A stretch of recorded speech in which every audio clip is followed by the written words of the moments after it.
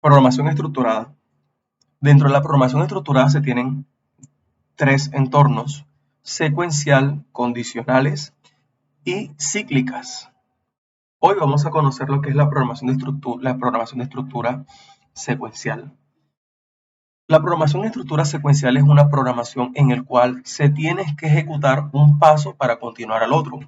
Ustedes recuerdan que cuando colocamos el ejemplo del algoritmo cualitativo de levantarse a la casa hasta llegar al trabajo, tenía que pasar una instrucción por otra instrucción para poder ejecutarse. Es decir, tenía que levantarme, después tenía que bañarme, después tenía que cambiarme y así. Tiene que pasar una instrucción para que continúe a la siguiente.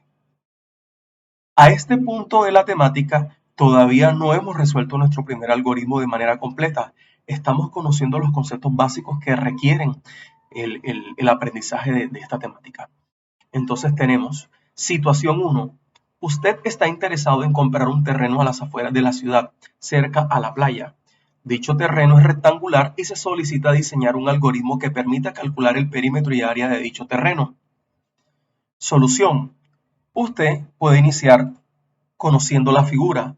Nos están hablando de que el terreno es rectangular, lo que indica que se tiene una base y se tiene una altura, que son las dimensiones de un rectángulo.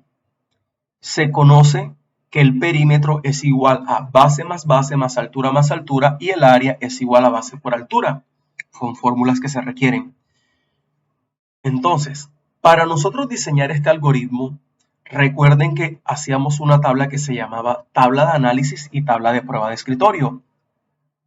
Lógicamente, para yo poder calcular el perímetro de un rectángulo y el área de un rectángulo, necesito conocer las dimensiones, cuánto tiene de base y cuánto tiene de altura.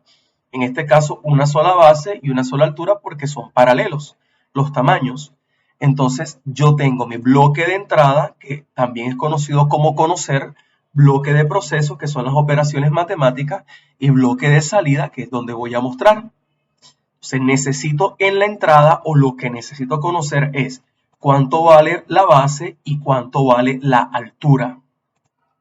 Una vez tenga lo que es la base y la altura, calculo el perímetro y calculo el área. Lógicamente voy a mostrar como resultado perímetro y voy a mostrar como resultado área. Esto se conoce como tabla de análisis.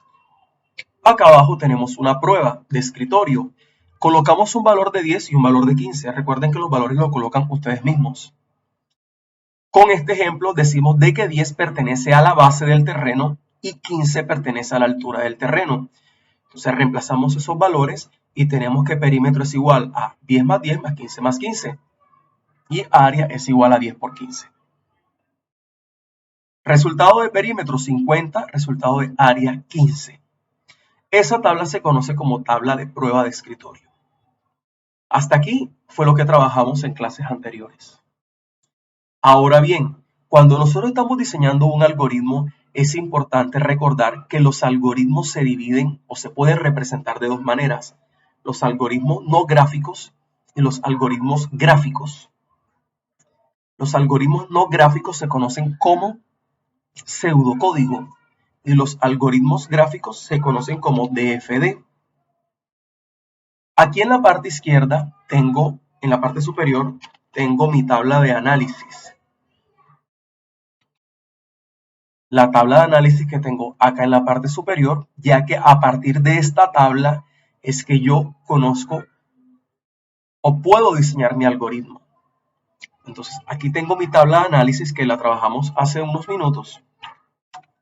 Y es importante entender que cuando voy a hacer un algoritmo no gráfico, al bloque de entrada tengo que utilizar la palabra leer, una palabra reservada. Y la palabra reservada hace referencia a aquella palabra que ya tiene una función específica. Todas las palabras que estén o todas las variables que estén en el bloque de entrada le corresponde la palabra leer, que posteriormente te indicaré para qué funciona. Cuando estamos hablando en pseudocódigo. Cuando estamos hablando en pseudocódigo, pero en la salida, que viene siendo perímetro y área, se utiliza la palabra reservada escribir. En el bloque de proceso es exactamente igual al del análisis. No se cambia absolutamente nada. La fila de color verde corresponde a la configuración del análisis, pero en algoritmo no gráfico. Por el contrario, cuando estoy realizando un algoritmo gráfico, los datos de entrada, en este caso las variables base y altura, se colocan con un rectángulo inclinado cuya flecha se encuentra en la parte izquierda.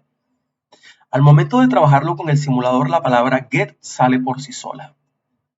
En cambio, cuando voy a mostrar los datos o en el bloque de salida, es ese mismo rectángulo inclinado pero con una flecha hacia la derecha. Y el mismo programa le colocará la palabra put. El bloque de proceso en un diagrama de flujo es exactamente igual al del análisis, pero están dentro de rectángulos. Es importante que el estudiante pueda entender o pueda identificar que cuando hablan de algoritmo no gráfico es porque estamos utilizando palabras. En este caso, la palabra en la entrada es leer, la palabra en la salida es escribir. Y el bloque de proceso es exactamente igual. Cuando hablamos de algoritmo gráfico o DFD, en el bloque de entrada se utiliza un rectángulo inclinado con flecha hacia la izquierda porque va a ingresar los datos. En el bloque de salida se utiliza ese mismo rectángulo pero con la flecha hacia la derecha. Y el bloque de proceso es igual a los anteriores pero dentro de rectángulos. En el próximo video vamos a hacer este ejercicio ya utilizando los simuladores.